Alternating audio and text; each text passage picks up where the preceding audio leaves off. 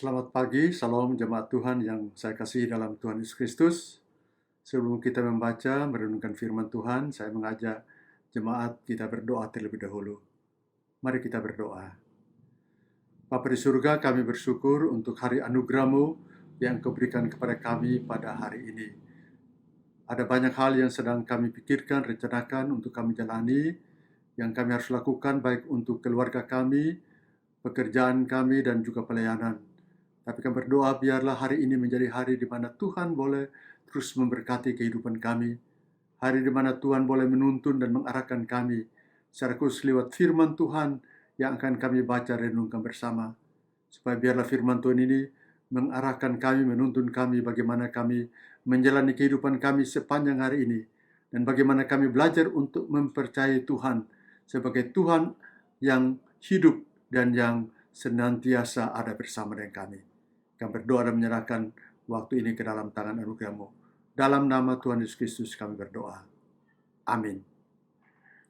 Jemaat yang saya kasihi dalam Tuhan Yesus Kristus, mari kita membuka Alkitab dan membaca bagian firman Tuhan yang terdapat di dalam Kejadian pasal 28 ayat 10 sampai dengan ayat yang ke-17. Kejadian pasal 28 ayat 10 sampai dengan ayat 17. Saya akan membacakan bagi jemaat Tuhan semuanya lewat Alkitab saya pada pagi hari ini. Lembaga Alkitab memberikan judul kepada perikop ini ialah Mimpi Yakub di Betel. Firman Tuhan katakan, maka Yakub berangkat dari Berseba dan pergi ke Haran. Ia sampai di suatu tempat dan bermalam di situ karena matahari telah terbenam. Ia mengambil sebuah batu yang terletak di tempat itu dan dipakainya sebagai alas kepala, lalu membaringkan dirinya di tempat itu. Maka bermimpilah ia, di bumi ada didirikan sebuah tangga yang ujungnya sampai di langit, dan tampaklah malaikat-malaikat Allah turun naik di tangga itu. Berdirilah Tuhan di sampingnya dan berfirman, Akulah Tuhan, Allah Abraham, nenekmu, dan Allah Ishak. Tanah tempat engkau berbaring ini akan kuberikan kepadamu dan kepada keturunanmu. Keturunanmu akan menjadi seperti debu tanah banyaknya, dan engkau akan mengembang ke sebelah timur, barat, utara, dan selatan. Dan olehmu serta keturunanmu, semua kaum di muka bumi akan mendapat berkat. Sesungguhnya aku menyertai engkau dan aku akan melindungi engkau kemanapun engkau pergi, dan aku akan membawa engkau kembali ke negeri ini, sebab aku tidak akan meninggalkan engkau, melainkan tetap melakukan apa yang kujanjikan kepadamu. Ketika Yakub bangun dari tidurnya, berkatalah ia, sesungguhnya Tuhan ada di tempat ini, dan aku tidak mengetahuinya. Ia takut dan berkata, alangkah dahsyatnya tempat ini. Ini tidak lain dari rumah Allah. Ini pintu gerbang surga. Sampai demikian jauh bagian firman Tuhan yang akan menjadi dasar untuk kita boleh renungkan pada pagi hari ini. Jemaat Tuhan yang saya kasihi dalam Tuhan Yesus Kristus, kita baru saja merayakan Natal. Dan kita tahu bahwa salah satu tema yang seringkali dihotbahkan, direnungkan di kalangan orang-orang percaya, di kalangan gereja-gereja Tuhan ialah tema tentang Allah Immanuel, Allah beserta kita, Allah yang menyertai kita. Dalam Mazmur pasal 139 ayat 7 sampai ayat yang ke-12, pemazmur berkatakan, kemanapun, apakah dalam masa-masa yang kelam sekalipun, dia tahu bahwa Allah selalu ada bersama dengan dia. Ketika ia mencoba untuk melarikan diri jauh dari Tuhan, ketika ia mencoba untuk melarikan diri dari persoalan yang dihadapi, tempat-tempat yang tergelap sekalipun tidak pernah menjadi tempat yang gelap bagi Tuhan. Tidak ada seorang pun yang tahu, tetapi Allah tahu, karena Allah selalu hadir di tempat di mana ia pergi. Hal yang sama juga kita belajar dari pengalaman Yakub. Yakub yang sedang punya masalah, dia sedang punya pergumulan oleh karena ada konflik dengan saudaranya Esau. Masalah ini bukan dari luar, masalah ini muncul karena dirinya sendiri. Masalah ini begitu memberatkan, membuat dia menjadi takut.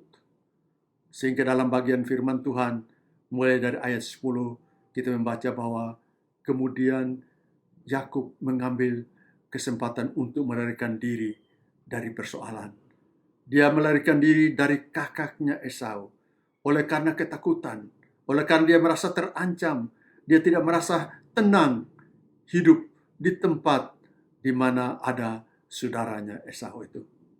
Sehingga kemudian bagian firman Tuhan yang pertama ini kita lihat bahwa dia berjalan dari Berseba ke Haran.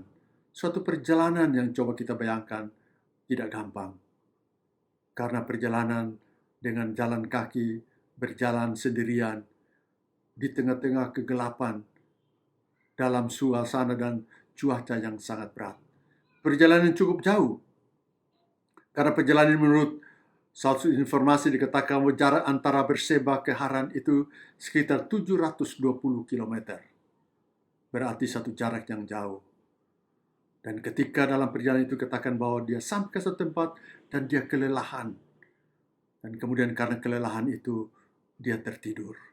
Tertidur dan beraskan batu. Meskipun ada masalah, meskipun ada beban secara psikologis yang dia alami, tetapi karena kelelahan lalu dia tertidur. Dia mungkin tidak berdoa. Ia juga mungkin tidak memikirkan tentang Allah yang dipercayai oleh ayahnya atau nenek moyangnya. Ia tidak pernah berpikir karena dia sedang dalam masalah yang sedang membebani pikiran dan jiwanya. Tapi kemudian dalam bagian yang kedua kita membaca dan kita melihat bahwa di tengah-tengah rasa lelah, tak berdaya, ketika dia hanya sedang memikirkan persoalan demi persoalan, lalu bagian firman Tuhan katakan bahwa Allah hadir. Allah hadir dengan menyatakan diri lewat penampakan malaikat. Tapi kemudian Allah berdiri di sampingnya dan katakan bahwa Allah berbicara kepada Yakub. Wah, ini sebuah pengalaman yang mengejutkan. Walaupun dia tidak berpikir, dia sedang dalam mimpi, tetapi kemudian Allah hadir. Allah hadir bukan karena waktu dia berdoa. Allah hadir bukan karena waktu dia sedang menyembah. Tapi di saat dia tertidur, dia tidak memikirkan tentang Tuhan. Dia hanya berpusat kepada persoalannya. Tetapi Allah hadir. Lalu katakan bahwa Allah berbicara kepada dia. Allah menyatakan apa yang menjadi rencana Tuhan bagi hidupnya untuk masa yang akan datang dan juga untuk keturunannya. Meskipun dia belum tahu, dia belum paham tentang hari esoknya, tetapi Tuhan nyatakan apa yang menjadi rencana bagi hidupnya. Bahwa Allah akan memberkati dia, melindungi dia. Sehingga dalam perjalanan ini, meskipun nanti bertahun-tahun dalam perjalanan hidupnya, tapi Allah tidak pernah meninggalkan dia. Allah akan membawa dia kembali ke tempat di mana ia berbaring. Dan tempat itu akan menjadi tempat di mana menjadi tempat untuk seluruh keturunannya. Keturunan akan diberkati, menjadi banyak. Keturunan juga akan diberkati dan menjadi berkat bagi segala bangsa di muka bumi ini. Ini sebuah pengalaman yang sungguh luar biasa. Satu janji Tuhan yang luar biasa bagi seorang namanya Yakub. Karena itu dikatakan bahwa ketika dia bangun, dia terkejut. Wah, ini sebuah pengalaman yang luar biasa. Sehingga dikatakan bahwa sungguh Allah hadir di sini, tapi aku tidak menyadarinya. Dan ini sebuah kebenaran yang seringkali juga kita alami dalam hidup kita. Kadang-kala kita sedang mencari dan ingin menemukan Allah dalam hidup kita, tapi justru Allah tidak menampakkan dirinya. Tapi saat kita sedang tidak memikirkannya, kita lupa dengan Tuhan, kita tidak fokus kepada Tuhan, justru Tuhan menyatakan dirinya.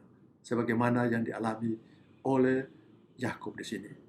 Sehingga Yakub katakan bahwa, wah, ini sesuatu yang luar biasa. Tempat ini meskipun saya beralaskan, berbantalkan batu, dan pasti tidak menyenangkan. Tapi sungguhnya inilah rumah Tuhan. Disinilah tempat di mana Allah hadir. Sehingga meskipun batu tidak pernah berubah, tapi ada suatu pengalaman yang indah yang dialami. Suasana surga yang dia rasakan. karena ada Allah hadir di situ.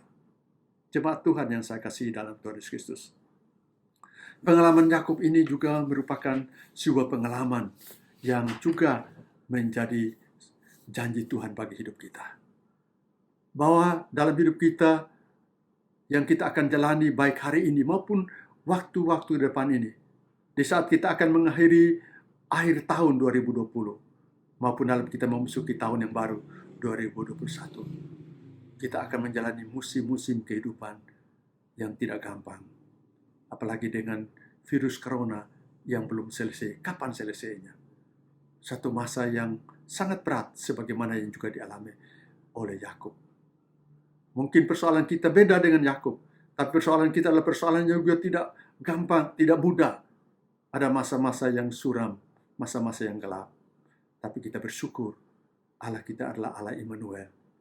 Ketika kita sedang dalam masa kekelaman, ketika kita sedang masa kegelapan, Allah mau hadir di situ.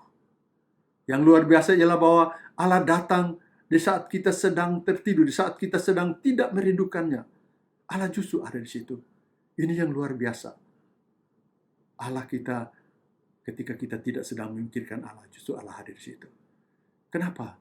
Karena Allah kita adalah Allah Immanuel. Allah yang berjanji bahwa Dia akan terus bersama dengan kita. Tidak hanya satu hari, tapi hari ini sampai selama-lamanya. Dalam janji itulah, dalam kebenaran inilah, maka baiklah kita juga mengakhiri tahun 2020 ini dan menatap tahun 2021 dengan tetap pengharapan bahwa situasi bisa saja terus berlangsung dalam hidup kita, tetapi Allah selalu ada bersama dengan kita. Dan ketika Allah selalu ada bersama dengan kita, kita percaya bahwa selalu ada anugerah bagi hidup kita dalam menjalani masa-masa yang sulit di depan kita ini. Tuhan memberkati. Mari kita berdoa. Bapa di surga, kami bersyukur. Seringkali kami tidak sanggup untuk memahami tentang anugerah-Mu, kasih bagi hidup kami. Kami sadar bahwa seringkali kami berpusat pada persoalan, pergumulan dan masalah kami yang terus-menerus menimpa hidup kami. Apalagi dalam masa-masa sekarang ini, ketika dunia sedang dilanda oleh virus corona. Kami sadar bahwa kami tidak tahu kapan masa ini berakhir. Tapi kami bersyukur sebagaimana Engkau Allah yang selalu hadir dalam kehidupan Yakub. Meskipun mungkin Yakub tidak memperdulikan Engkau, itulah juga kami percaya Engkau Allah yang selalu hadir bersama dengan kami. Walaupun kadang-kala dalam keberdosan kami lupa dengan Tuhan. Kami tidak fokus kepada Tuhan, tetapi Allah tidak pernah lupa dengan kami. Allah tidak pernah mengalihkan pandangan-Mu, perhatian bagi hidup kami. Sebagaimana Engkau juga nyatakan dalam kehidupan Yakub, itu juga merupakan kerinduan kami dan keyakinan kami. Engkau juga akan nyatakan itu dalam kehidupan kami sebagai anak-anak-Mu dan sebagai jemaat Tuhan, secara keluarga besar dari jemaat GKY Puri Indah. Tuhan memberkati. Terima kasih Bapa. Dalam nama Tuhan kami Yesus Kristus kami berdoa. Amin.